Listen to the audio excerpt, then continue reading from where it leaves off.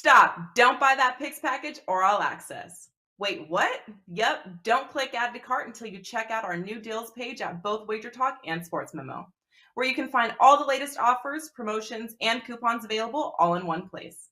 These deals are updated daily and can be found by clicking Deals in the nav at WagerTalk or Sports Memo, going to wt.buzz/deals, or scanning the QR code on your screen.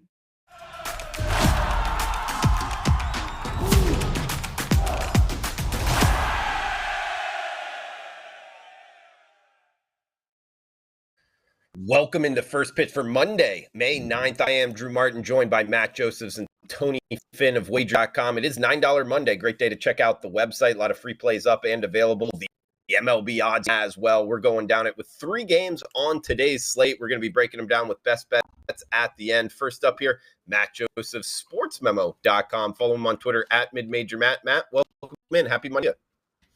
Happy Monday to you as well, Drew. Doing well.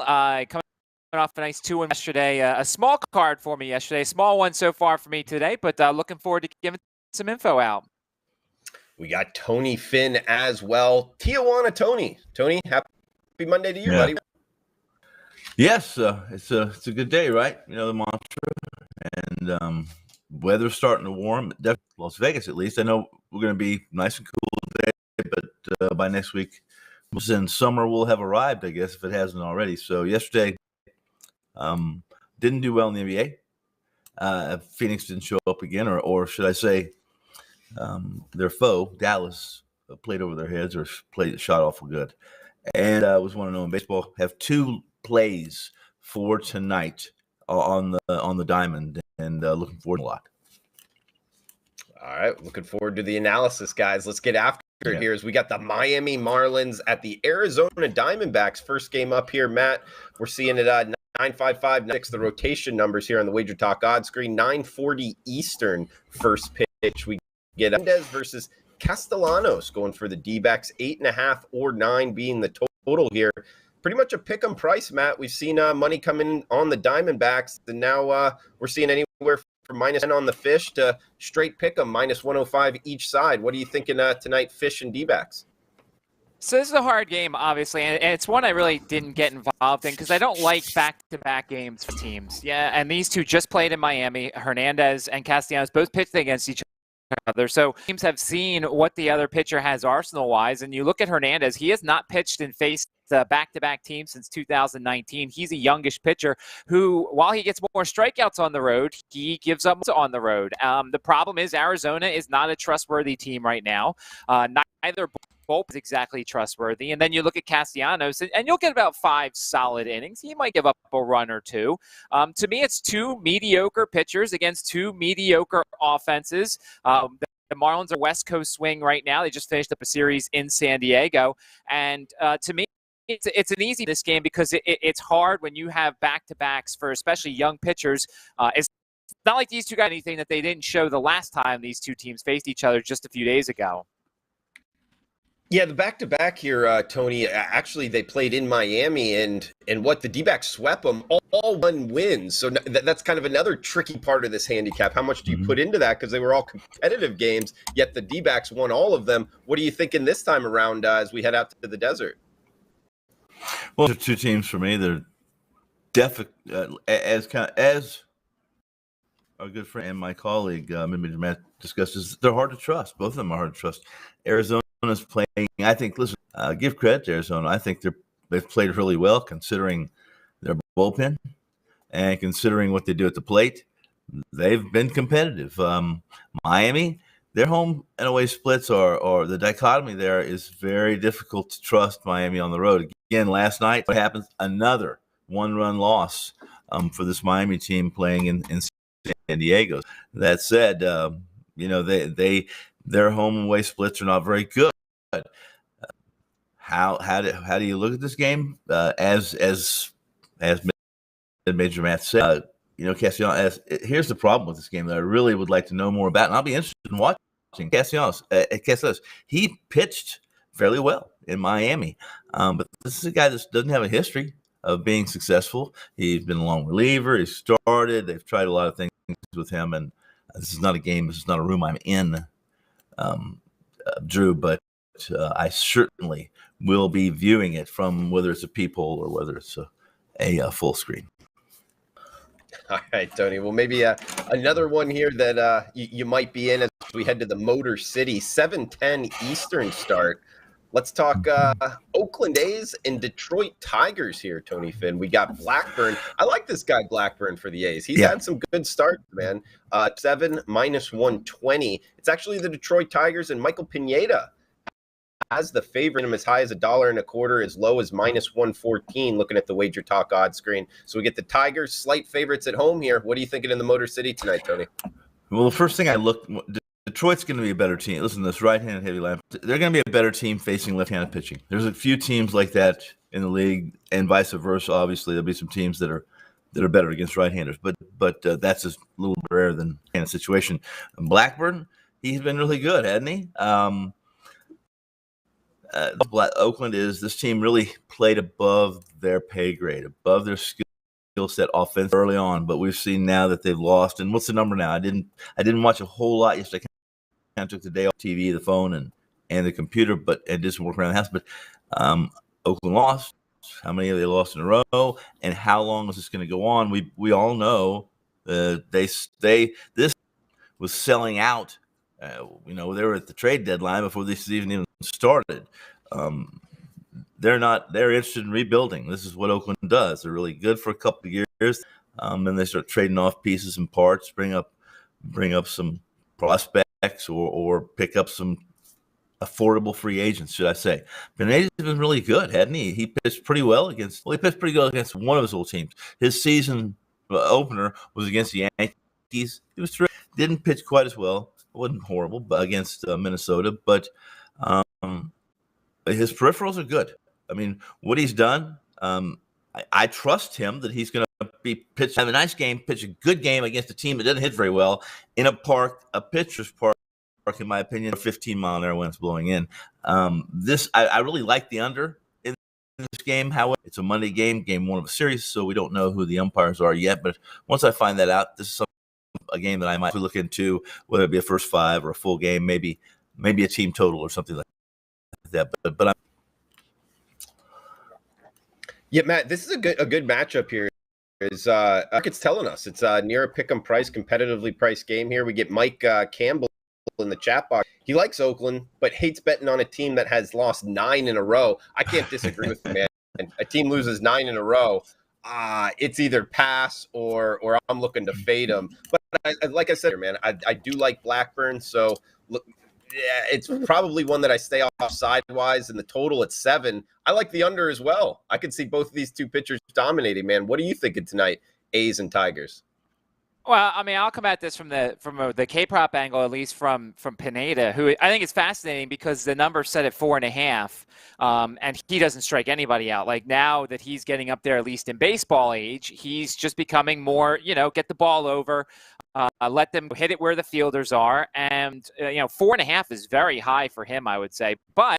You look at Oakland, in 5 of their last 7 games, they've struck out 7 or more times in pitchers. And if you look at yesterday, Chris Paddock had 4 strikeouts in 2 1/3 innings. So he was well on his way, going over whatever number he was going to have too. So it's going to be one of those, do they actually start striking out? If they make contact to Pineda, I think the Oakland Athletics are a very interesting team because, as you guys have said, Blackburn is the better pitcher of the two. I just can't trust Oakland's offense. This is one of those things where maybe you watch like the first inning or two, see against Pineda. If they're making contact and getting things going a little bit, then you go and look at Oakland live, because Tigers bullpen's not very good either. So I can't play anything pregame, but if Pineda looks like he's it, then I think that you could see an under here potentially. Potentially an under, absolutely. The market just sitting at 7, so it's kind of pretty telling there, guys. What in terms of run being scored tonight, Oakland A's and the Detroit Tigers. We got one game left. We got best bet at the end, guys. Next game up. Matt, got to come to you first with that shirt on, man. Philadelphia Phillies, Seattle Mariners. Looking at the WagerTalk odds screen.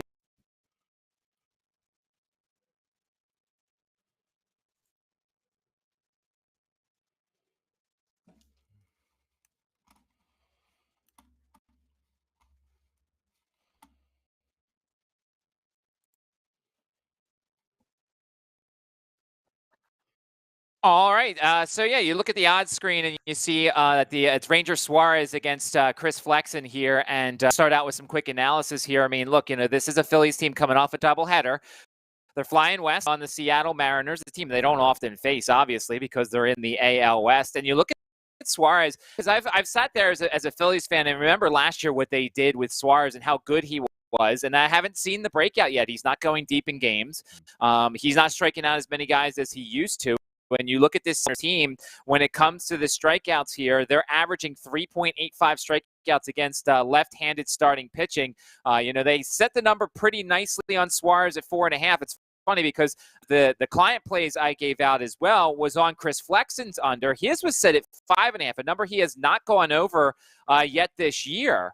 And you look at what's going on with the Phillies in terms of strike. While they have guys who do strike out a lot, they've actually gone under in 13 of their 19 right-handed starting pitchers that they faced. The problem is it went from 5.5 on FanDuel. It's now down to 3.5, and that's rare that we see these strikeout props move to.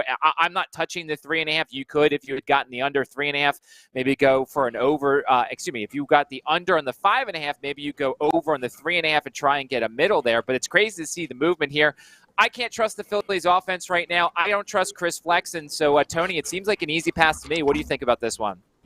Yeah, I think you hit this nail on the head. I mean, it's Flexen's a guy who pitches to contact. I think 5.5 is a little bit high. 3.5, maybe a little low. At 4.5 seemed more logical against this Phillies team, who we know they can be really terrible and they can be really good. So it's of what kind of shapes this team in. You mentioned it, doubleheader yesterday, 6-hour flight last night to Seattle, and the fact is that this, while the bullpen isn't, because they had a couple of rainouts, right?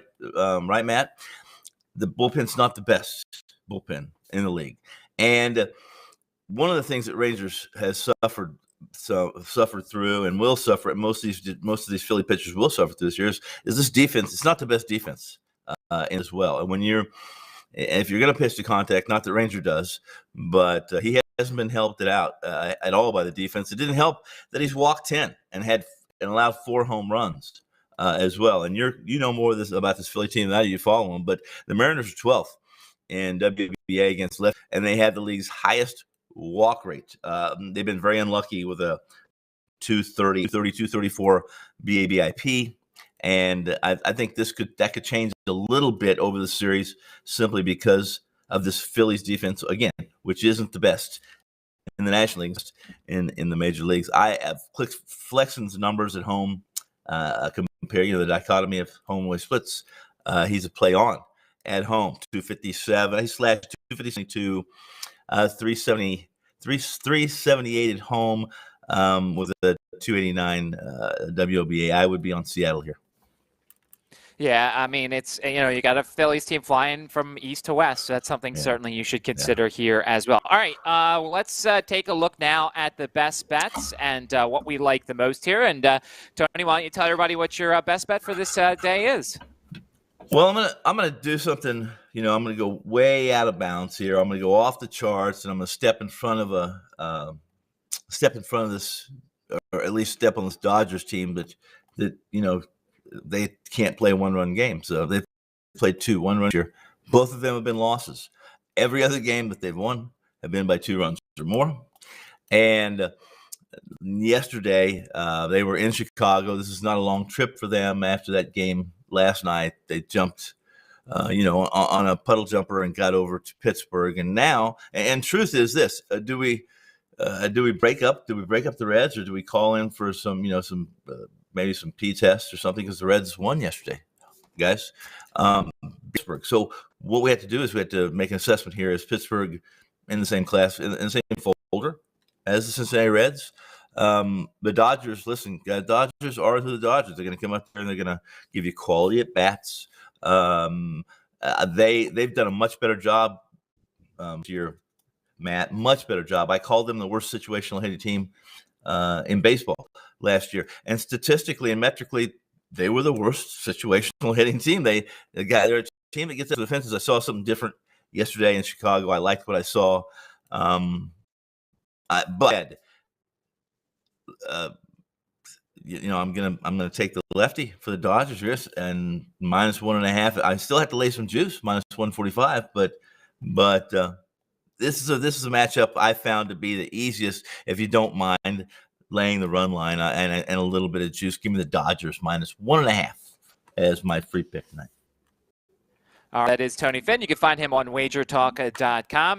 My best bet, so to be completely honest, the other client plays that I gave out all have moved, so I can't use any of them for right now. So there's the play that it's a 3-inning play, and for those who are not familiar, almost all the major sportsbooks now have 3-inning. Really one of those situations where if you want to isolate a certain starting pitcher, they're really good the first time through the not so good the second time through the order, you go and you take a first 3-inning bet. And for me, one of the ones I like today is the Cubs and the Padres under 2.5 runs in the first 3 innings. And really this bet to me is hoping that Kyle Hendricks doesn't explode. Kyle Hendricks has been terrible on the road.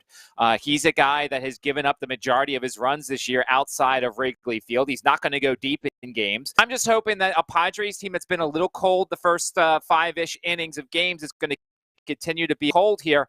And the reason why I'm also feeling a little bit confident in this bet is Mackenzie Gore. Mackenzie Gore has 8 numbers the first time through the lineup. Second time through the lineup, nowhere near great numbers. In that young pitcher, he's working his way through major league lineups and things like that. He's trying to make adjustments on the fly. It's a little different facing AAA hitters and major league hitters. But to go back to what I said, it's a team that he's good at first 3-inning numbers. The first time through the order, he does really well. And you got a Cubs team that's flying west after a late night Sunday night baseball game. They're a hot and cold offense. They're not my favorite play of the day, but if I have to give a best bet in the show, under 2.5 runs for the first 3 innings for the Padres and the Cubs tonight. Let's take a look at the rest of the best bets here on the graphic. Drew, who had some technical difficulties, likes the Brewers -1.5 at even money. They are taking on the Reds against Luis Castillo, making his major league debut. Tony is on the Dodgers -1.5, -145, and I'm on the Cubs and the Padres. First 3 innings under 2.5. You can find that in pretty much all the major sports books online. Don't forget, you can find us on WagerTalk and sportsmemo.com. Hit the bell, hit the like button. You'll find out all the good stuff when the videos keep coming up. For Tony Finn on WagerTalk.com, I am Mid-Major Matt, sportsmemo.com. Have a profitable. We'll talk to you again tomorrow. Each and every Monday is $9 Monday at both WagerTalk.com and SportsMemo.com, when all daily picks packages are priced at only $9, including 5% best bets, normally priced at $35. As an added bonus, any picks packages loaded early for Overnight Tuesday or action during the week will also be priced at $9 until midnight on Monday. So make sure to take advantage of getting these $25 and $35 picks for only $9 before the clock strikes 12 and they return to regular price.